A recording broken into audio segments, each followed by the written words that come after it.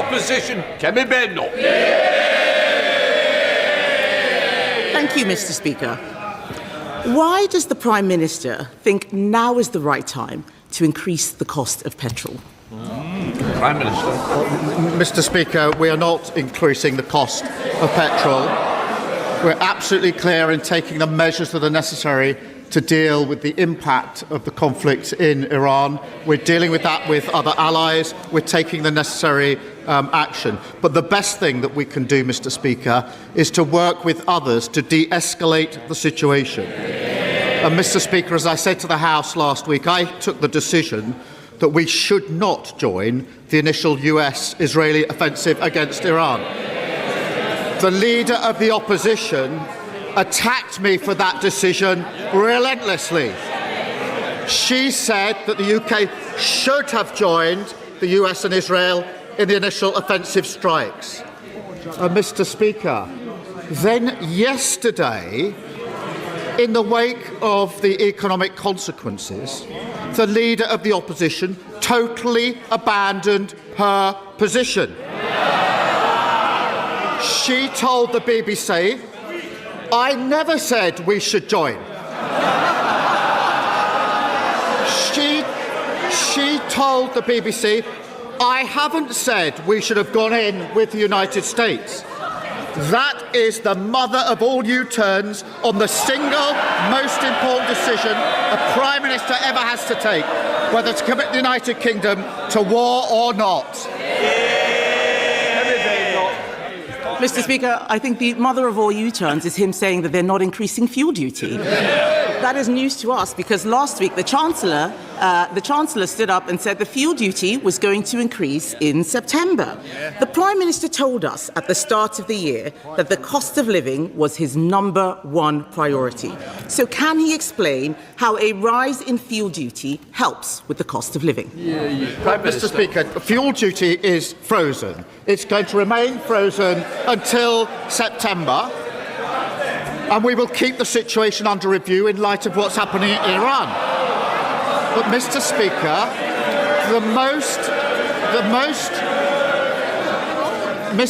the most important issue is de-escalating the situation. And I come back to the Leader of the Opposition's position because this is one of the most important decisions a Prime Minister or Leader of the Opposition ever has to take, whether to commit your country to war. The day after the initial US-Israeli strike started, her shadow Foreign Secretary said that the US-Israeli initial attacks were absolutely right, and it is a position my party supports. She said, why has the Prime Minister not actually worked with America to be much more proactive? Last Wednesday, Leader of the Opposition. We are in this war whether we like it or not. What is the Prime Minister waiting for? Then yesterday she says, I never said, I know they don't want to hear it. I know they don't. I wouldn't want to hear it if I were them. After all that, she says... Order. Enough is enough. I can't hear it. Who wants to lead the first ones out?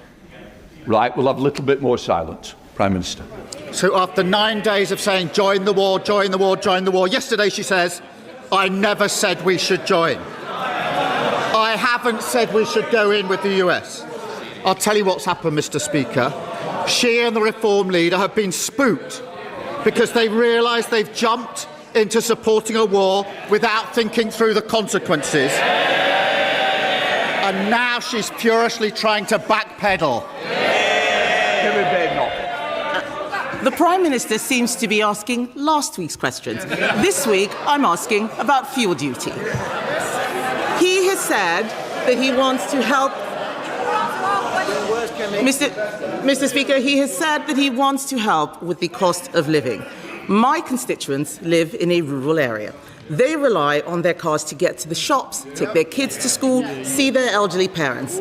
And they tell me the rising cost of petrol is the single biggest cost affecting family finances. So does the Prime Minister not understand how important cars are to people in rural areas, or does he just not care? Prime Minister. Mr. Speaker, we're working across all departments and with allies to deal with the impact of the conflict in Iran, as the House would expect. But she says if I'd asked her last week, her position would have been, we support the initial strikes and we want to join the war.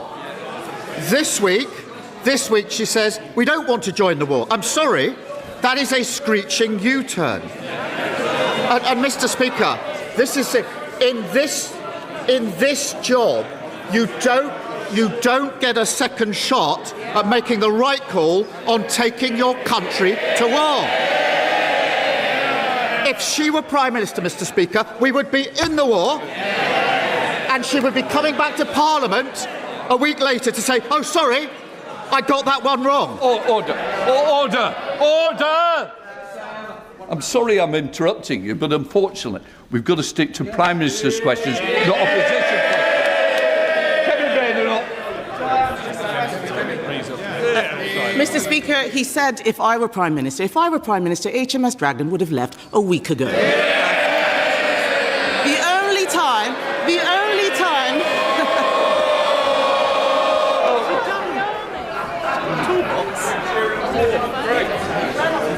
Mr. Speaker, the only time he's taken decisive action was stopping Andy Burnham from standing in the by-election. But let's talk about what the people out there are worried about. I heard from a builder, Mr. Speaker, who has 115 employees using 75 vans. With the jobs tax, sky-high energy bills, and now a hike in petrol prices, that builder is having sleepless nights.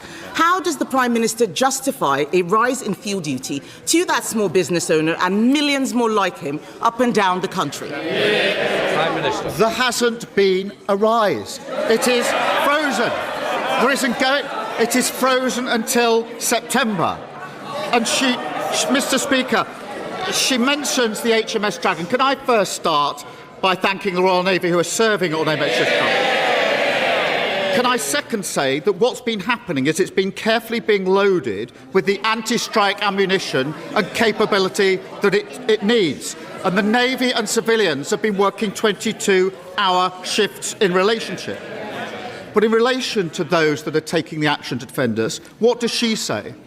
Just hanging about. Just hanging about. That's how she described our pilots in the region. Let me tell you what they've been doing. Flying sorties in 7 of the 10 countries in the region day and night, taking out incoming strikes, protecting the lives of others whilst risking their own. If she had any decency, she'd get up and she would apologise. Mr. Speaker. Oh, hang on. I think they should wait for it. Mr. Speaker, I have never criticised our armed forces. I have criticised him. Order. Mr. Swallow, you're going out. I've had enough. Week in, week out. Either leave the Royal Navy. Mr. Speaker, I have never criticised our armed forces. I am criticising him and his decisions. And let me remind the House, Mr. Speaker, about his record on the armed forces. This is the same man who worked with Phil Shiner, a traitor to this country, who made up evidence to put our soldiers in prison for crimes they didn't commit. That is his record, so I won't take any lectures from him. And by the way, military families are also worried, the ones in this country, about petrol prices. He's got nothing to say on that. And there's another group of people, Mr. Speaker, who have been hammered by this government. Farmers. I spent all last year telling the Prime Minister that his family farms tax was killing British farming. Now, those farmers are being punished with higher fuel prices. Does the Prime Minister think that's fair? So, Mr. Speaker, no apology to our pilots who are risking their lives. And I'm not going to take lectures from someone who says we should join the war and a week later says, can I change my mind? I got that wrong. It is deeply embarrassing. And she's not the only one. Mr. Speaker, last week she's not the only one, the leader of Reform. We should be part of this with the US and the Israelis. We have to get rid of the regime.